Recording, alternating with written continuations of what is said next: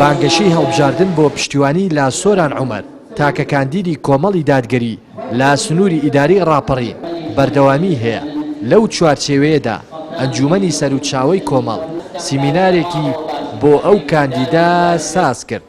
ژمارەیەکی زۆر لە ئەندام و لایەنگرانی کۆمەڵی دادگەری ئامادەی سیمینارەکە بوون و پاڵپشتی خۆیان بۆ سۆران عومەر دەربڕی و دەڵێن هیوا و ئومێدێکی زۆریان پێی هەیە و بە نوێنەری ڕاستەقینەی خۆیانی دەزانن.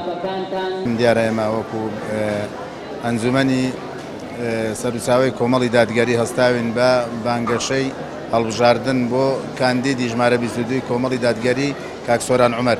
ئێمە بەڕاستی داواکارین لەسەر جەم ئەندام و لایەنگر و دۆست و هەوادارانی کۆمەڵی دادگەری هەر چاوێکیان بکەن بە چوارچاو هەندانی باش بکەن بۆ خەڵک هەم بۆ خۆیان.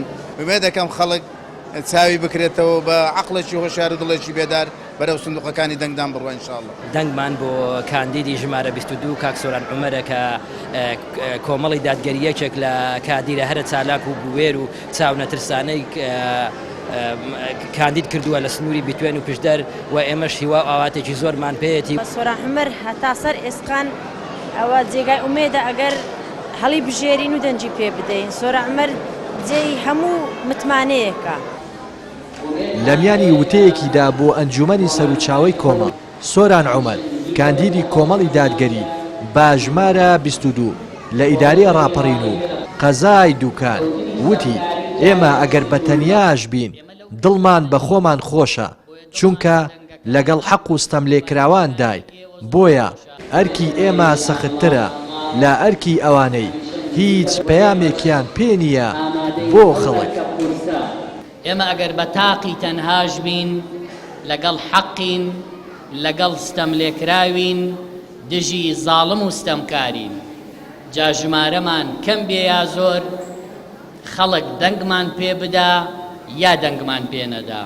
بۆیە کاری ئێمە قورستر و سەختترە لە کاری ئەوانەی کە هیچ پەیامێکیان پێ نییە بۆ خەڵک دەهۆڵێکی بۆ دائەگیرسێن و هەڵی ئەپەڕێنن گەدەی تێرەکەن و مێشکی خاڵیەکەن و گەنجولاوەکانی ڕێیا ئەبەن مەست و بێهۆشیانەکەن کەناڵیان بۆ ئەکەنەوە تاکو و خەریکی ئەوە بن کە نەزانن ستەمکاری ئەم وڵاتە چۆن حکومڕانیەکە چۆن داهات و بووجە و موچەیان دەبا چۆن خۆشگوزەرانیان بۆ خۆیان دروست کردووە و کولەمەرجیان بۆ خەڵک هێشتۆتەوە. ئێمە لەو کەسانە نین بۆیە دڵمان بە دەنگەکانمان بە پشتیوانیەکانی ئێوە زۆر خۆشە چونکە بە قەناعەت و ئیرادەوە خەڵک لەگەڵ ئێمەیە نە لە ترسایە نە لە برسایە. کۆمەڵی دادگەری کوردستان بۆ هەڵبژاردننی ئەنجومەنی نوێنەرانی عێراق کە ڕۆژی 10 مانگی داهاتوو بەڕێوە دەچێت 5 پاڵێوراوی هەیە کە کەسانی دیار و ڕاستگۆن و مێژوویەکی پڕشنگداریان هەیە لا سنووری ئیدارەی ڕاپەڕین و قەزای دووکان. سۆران عومەری وەکو کاندید دیاری کردووە کە کاندیدی ژمارە 22 بازنەی چواری پارێزگای سلێمانیە بۆ هەڵبژاردننی ئەنجومەنی نوێنەرانی عێراق لە ناحیەی سەرچاوەی سەر بە ئیدارەی ڕاپەڕینەوە. ڕێناس ئەرسەلان کەناڵی پەیام.